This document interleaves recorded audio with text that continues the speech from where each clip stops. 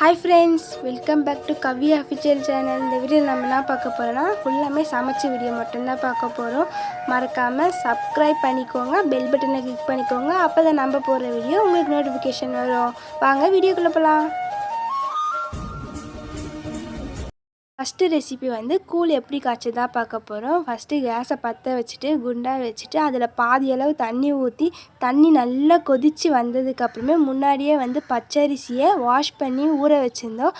அதையும் அதோடு சேர்த்து நல்லா கொதித்து அரிசி வந்து பாதி அளவு வேந்து வந்ததுக்கப்புறமேட்டு முன்னாடியே ஒரு நாள் முன்னாடியே வந்து கெவுரு மாவு வந்து தண்ணி ஊற்றி அதை புளிக்க வச்சிடணும். அது புளித்து நல்லா வந்ததுக்கப்புறமா அதை மிக்ஸ் பண்ணி இந்த மாவோடு ஊற்றி நான் எங்கள் அக்கா ஊற்றுனா எங்கள் அம்மா வந்து மிக்ஸ் பண்ணிகிட்டு இருந்தாங்க. நான் வந்து வீடியோ ரெக்கார்ட் பண்ணிகிட்டு இருந்தேன். அப்புறம் என்ன அதை நல்லா மிக்ஸ் பண்ணி விட்டுணும். ஏன்னா அப்படியே விட்டிங்கன்னா கட்டி கட்டியாக ஆகிடும். அது வந்து நல்லா மிக்ஸ் பண்ணி விட்டுட்டே இருக்கணும்.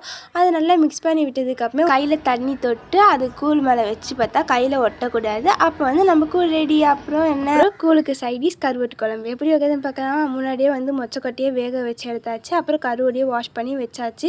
அப்புறம் என்ன டபராவில் எண்ணெய் ஊற்றி எண்ணெய் காஞ்சதுக்கப்புறமே கடுகு போட்டு கடுகு நல்லா பொரிஞ்சு வந்ததுக்கப்புறமே வெங்காயம் ஆட் பண்ணி வெங்காயம் வதங்கினதுக்கப்புறம் கருவேப்பிலை தக்காளி ஆட் பண்ணி நல்லா வதங்கி வந்ததுக்கப்புறமே வீட்டில் அரைச்ச மிளகாத்தூள் 6-7 ஸ்பூன் மிளகாத்தூள் ஆட் பண்ணி நல்லா மிக்ஸ் பண்ணி விட்டுக்கோங்க. உங்கள் வீட்டில் என்னெல்லாம் வெஜிடபிள் இருக்கோ எல்லா வெஜிடபிளுமே ஒன்று கட் பண்ணி சேர்த்துக்கோங்க.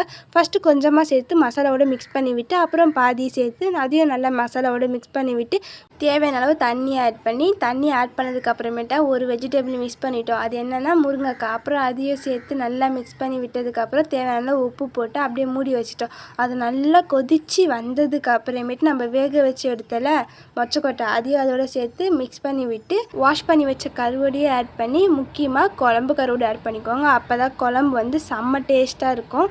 அப்புறம் என்ன கருவாடியை ஆட் பண்ணி எலுமிச்சை பழ சைஸ் புளியை வந்து ஊற வச்சு கரைச்சி வச்சுட்டு அந்த தண்ணியை ஆட் பண்ணி அது நல்லா கொதித்து வந்ததுக்கு அப்புறமேட்டு அவ்வளோதான் நம்ம கருவாட்டு குழம்பு ரெடி. நெக்ஸ்ட் ரெசிபி கூழோட இன்னொரு சைடிஷ் கீரை எப்படி செய்யுதுன்னு பார்த்துடலாமா. ஃபஸ்ட்டு கடாயில் தண்ணி ஊற்றி தண்ணி நல்லா கொதிச்சதுக்கப்புறமே ஒரு ஸ்பூன் கல் உப்பு ஆட் பண்ணி கல் உப்பு நல்லா கரைஞ்சதுக்கு அப்புறமேட்டு கீரையை வந்து முன்னாடியே வாஷ் பண்ணி தண்ணி எடுத்து வச்சுருந்தோம். அப்புறம் கீரை வந்து நல்லா கொதிக்கிற தண்ணியில் ஆட் பண்ணிவிட்டு நல்லா மிக்ஸ் பண்ணி விட்டு கீரை வந்து பாதி அளவு சுருங்கினதுக்கப்புறம் அது சுருங்குற வரைக்கும் நம்ம வந்து இன்னொரு பக்கம் மிக்சியில் வந்து ஒரு 10 காஞ்ச மிளகா 1/4 கிலோ வேர்க்கடலையை நல்லா பவுட்ரு பண்ணி தனியாக எடுத்து வச்சுட்டு அப்புறம் பூண்டையே இடித்து தனியாக எடுத்து வச்சுட்டோம். அப்புறம் கீரை நல்லா சுருங்கி வந்ததுக்கு அப்புறமேட்டு பூண்டை ஆட் பண்ணிவிட்டு நம்ம அரைச்சி வச்ச மசாலையே ஆட் பண்ணி நல்லா மிக்ஸ் பண்ணி விட்டுருந்தீங்கன்னா சூப்பரான கீரை பொரியல் ரெடி.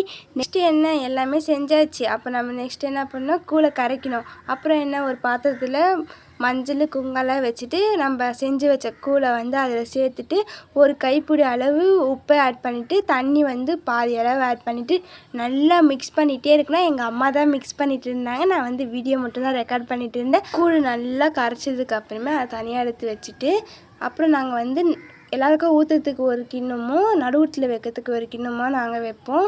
அப்புறம் என்ன அந்த சின்ன பாத்திரத்துலேயே நல்லா கூழெல்லாம் கரைச்சி வச்சுட்டு நான் வந்து என்ன பண்ணிட்டு இருந்தேன்னா வேப்பிலெல்லாம் கிள்ளியிருந்தேன். அது வந்து நெக்ஸ்ட் வீடியோவில் நான் காட்டுறேன் பாருங்கள். அப்புறம் அந்த வேப்பிலை எல்லாமே அந்த குண்டால கட்டி அது மேலே தயிர் வெங்காயம் ஊற்றி அப்படியே தனியாக எடுத்து வச்சுட்டு அப்புறம் அதுக்கு வந்து உருண்டை வைப்பாங்க. அதாவது வந்து அது பச்சரிசி பொங்கல்.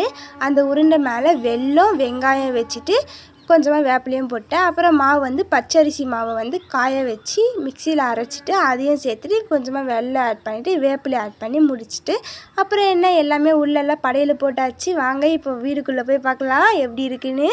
நாங்கள் வந்து சாமியெல்லாம் கும்பிட்டதுக்கு அப்புறமே இந்த வீடியோ ரெக்கார்ட் பண்ணேன். அதனால் கருப்புரை எரியும் போய் பாருங்கள் எப்படி இருக்குன்னு கமெண்ட்டில் சொல்லுங்கள். நான் தெரிஞ்சுக்கிறேன். வீடியோ பிடிச்சா மறக்காமல் லைக் பண்ணுங்கள். நெக்ஸ்ட்டு வீடியோ வந்து நான் சாமி கும்பிட்ட வீடியோ எல்லாமே அப்லோட் பண்ணுறேன் பாருங்கள். மதியம் சாமி கும்பிட்டதுக்கு கொழுக்கட்டை செய்வாங்களா அதை தான் செஞ்சுட்டு இருந்தாங்க. நான் அதை வீடியோ ரெக்கார்ட் பண்ணதுக்குள்ளே எல்லாமே செஞ்சு முடிச்சிட்டாங்க. அதனால் பாதி தான் மாவு பிடிக்கிற அளவு தான் நான் செஞ்சுருக்கேன். உங்களுக்கு கொழுக்கட்டை ரெசிபி வேணும்னா நீங்கள் கமெண்ட்டில் சொல்லுங்கள், நான் ஷேர் பண்ணுறேன். பாய். நெக்ஸ்ட் வீடியோவில் பார்க்கலாம். வீடியோ பிடிச்சா லைக் பண்ணுங்கள், ஷேர் பண்ணுங்கள்.